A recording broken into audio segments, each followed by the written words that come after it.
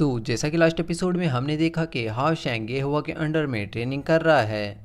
फिर वो लिनजिंग के साथ आने वाले डेविल हंटर कंपटीशन के लिए कुछ ज़रूरी हथियार खरीदने लगते हैं। फिर वो वहाँ पर कई सारे हथियार को ख़रीद लेते हैं। फिर लिनजिंग को एक ख़ास तरीके की शील्ड दिखती है जिसको वो लेने लगती है। तभी वहाँ पर एक लड़की आ जाती है जो उसी शील्ड को लेने लगती है, जिस पर उन दोनों के बीच में लड़ाई हो जाती है और उनके बीच में बहस होने लगती है। तभी मैजिकल कहते हैं कि ये सारी जगह ही मेरी है, इसीलिए मैं जिस चीज़ को भी देखूं वो मेरा हो जाता है। शॉपकीपर और हाओ शैंग इन दोनों को लड़ते हुए देख रहे हैं। शॉपकीपर इन दोनों को रोकने की भी कोशिश करता है, लेकिन ना तो लिनजिंग रुक रही है ना ही मैजिक गर्ल। तभी जब शॉपकीपर को छींक आती है तो वो दोनों उस शील्ड को छोड़ देते हैं। शॉपकीपर उन दोनों से रिक्वेस्ट करता है कि वो इस शहर के अनमोल खजाने को ऐसे बर्बाद ना करें। फिर वो दोनों आपस में फिर से लड़ने लगते हैं। तो जब लिनजिंग कहती है कि क्यों ना हम एक मैच कर लें, जो भी जीतेगा वो इस शील्ड को रखेगा। मैजिक गर्ल आइकॉनिक स्टाइल में उसकी छड़ी निकाल लेती है और उससे लड़ने के लिए तैयार हो जाती है। तभी शॉपकीपर लिनजिंग को रोकता है और कहता है कि तुम दोनों को शॉप पे लड़ते हुए किसी ने देख लिया तो दुकान की बहुत ज़्यादा बदनामी होगी। और तुम दोनों के पापा ने भी तो कहा था अगर तुम दोनों ने फिर से लड़ा तो तुम्हें घर में बंद कर देंगे। फिर वो दोनों दुकान से बाहर जाकर फाइट करने का डिसाइड करते हैं। तभी हाओ शैंग आगे आकर कहता है कि लिनजिंग की ओर से मैं लड़ूंगा। लिनजिंग कहती है कि ये मैजिक जानती है इसीलिए तुम इससे मत लड़ो। मैजिक गर्ल पूछती है कि तुम इसके कौन हो। तब लिनजिंग कहती है कि ये मेरा भाई है और ये तुम्हें अब नहीं छोड़ेगा। मैजिक गर्ल हाओ शैंग जैसे हैंडसम लड़के को देखकर एक बार तो उसकी तरफ अट्रैक्ट हो जाती है, लेकिन फिर भी वो लड़ाई की चुनौती को एक्सेप्ट कर लेती है। लिनजिंग फिर से हाओ शैंग से कहती है कि ये लड़की मैजिक जानती है इसीलिए तुम इससे ना लड़ो तो ही तुम्हारे लिए बेहतर होगा।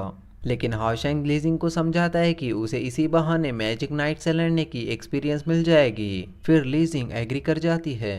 फिर मैजिक गर्ल उसका हथियार भी फेंक देती है और कहती है कि तुम्हें ऐसे ही हरा दूंगी। फिर वो दोनों शॉप के बाहर जाने लगते हैं तो वहाँ के आसपास के लोग इन दोनों लड़कियों की तरफ अट्रैक्ट होकर उनके पास आने लगते हैं। लेकिन तभी वो सोचते हैं कि जब लास्ट टाइम मैजिक गर्ल की फाइट देखने की गुस्ताखी की थी तो वो सब बर्फ में जम गए थे, इसीलिए वो सब वहाँ से डर कर भाग जाते हैं। मैजिक गर्ल के पास आइस की पावर है और वो जितनी चाहे उतनी आइस को समन कर सकती है।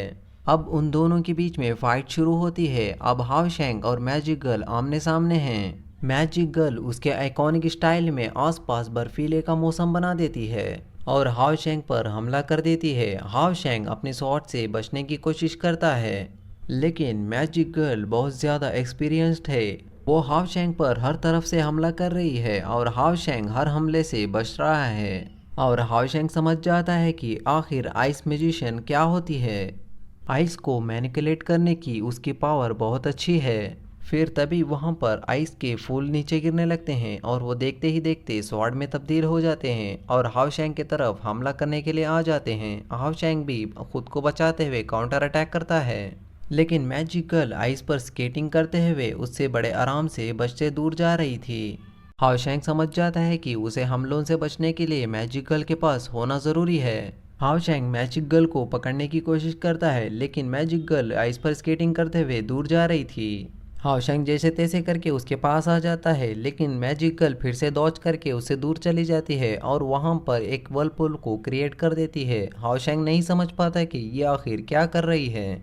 फिर magic girl ice straight male dragon का इस्तेमाल करती है और हाओ शैंग पर हमला कर देती है और वो स्पाइक्स हाओ शैंग को पकड़ने लगते हैं, लेकिन हाओ शैंग उन आइस पर हमला करते हुए वहां से बचने की कोशिश करता है। जब हाओ शैंग के पास खड़े होने की भी जगह नहीं बचती तो वो आसमान में कूद जाता है और वहां पर भी एक आइस स्पाइक्स आ जाती है और यहीं पर ये एपिसोड खत्म होता है।